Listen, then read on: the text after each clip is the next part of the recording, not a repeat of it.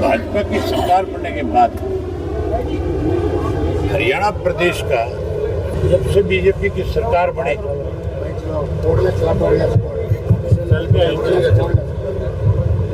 जब से बीजेपी की सरकार बनी है हरियाणा के अधिकार कम हुए हैं। 2016 में सुप्रीम कोर्ट से फैसला आया था एसवाईएल को लेकर और उसमें सुप्रीम कोर्ट ने स्पष्ट आदेश दिया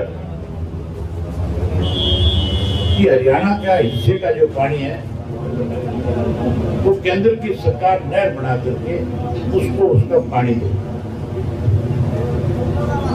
उस मामले को जानबूझ करके लिंगरोन किया गया।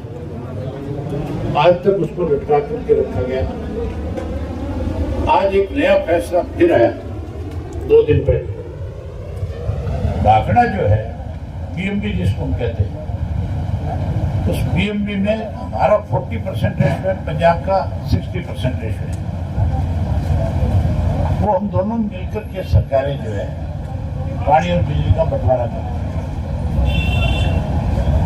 जो मेंबर है उसके जो इरिगेशन का जो मेंबर है वो हमारा एक एससी होता है और बिजली बोर्ड का जो मेंबर होता है वो एक पंजाब का होता है, एससी होता है या कोई चीफ इंजीनियर होता है।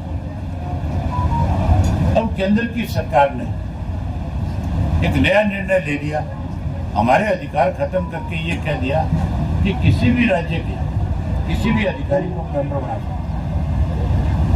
अगर किसी दूसरे राज्य के मेंबर बनेंगे तो सिर्फ उसको हरियाणा के हितों से क्या मतलब होगा।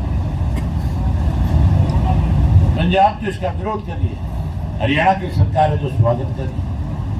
इसका मतलब मौजूदा जो हमारी सरकार है वो हरियाणा के हितों को ध्यान में ना रख करके कहीं ना कहीं भाजपा के नेताओं की चाटुखोरी करने का काम करना है।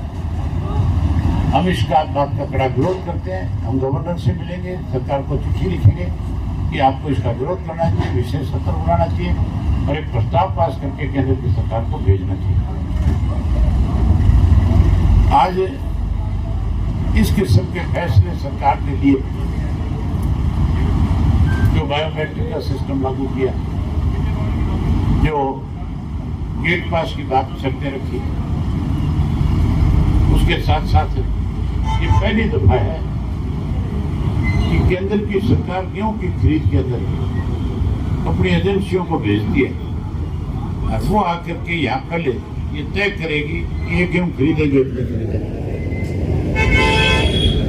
अनेक साल हो गए, हमारी भी अपनी आड़त की दुकान है, आड़त का काम है।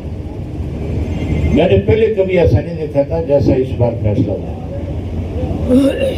ये किसान को कमजोर करना चाहते हैं। किसान के पहले 3 तरह कानून बनाते, उसकी जमीन हड़पना चाहते थे और अब इस किस्म के फैसले लेकर के किसान को सीधा अपना अनाज जो है मंडी में आड़ती के माध्यम से बेचने के बजाय सेलों पे डालने पे मजबूर करेंगे।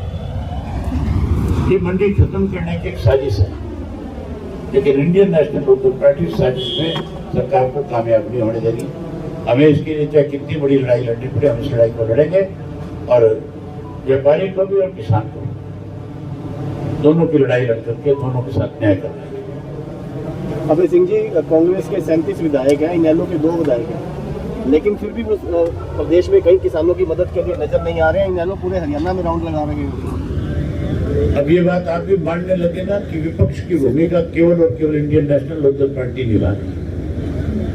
कांग्रेस जिसको विपक्ष का नेता है, सरकार ने उसको सरकारी साधन दे रखे हैं। वो इसलिए दे रखे हैं कि वो उन साधनों के माध्यम से जहाँ सरकार कोई बेकायदगी करती है वहाँ लोगों के पास जाकर के खड़ा हो और लोगों के साथ उनकी समस्या को सुने और सरकार के सामने उनका पक्ष रखे।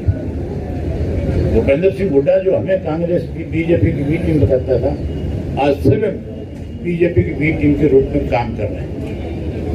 आज राज्यसभा के चुनाव में किस तरह से अपने 9 विधायक जो है कांग्रेस को, इसको बीजेपी को देकर के कांग्रेस वाले को हराने का काम कर रहा है। ये तो हमने वोट नहीं डाले इसलिए उस कांग्रेस वाले की सुनता था।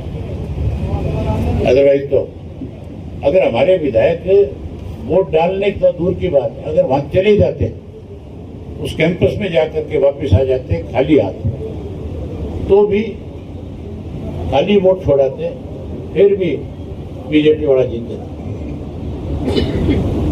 ये दोनों मिलकर के हरियाणा प्रदेश को कमजोर कर रहे हैं। महिला आरक्षण को लेकर बिल लाई है सरकार क्या? हम इसके पक्ष में हैं कि महिलाओं को 33% आरक्षण मिले, लेकिन सरकार को निष्पक्ष होकर के काम करना चाहिए, ना कि कोई दाव लगाना चाहिए।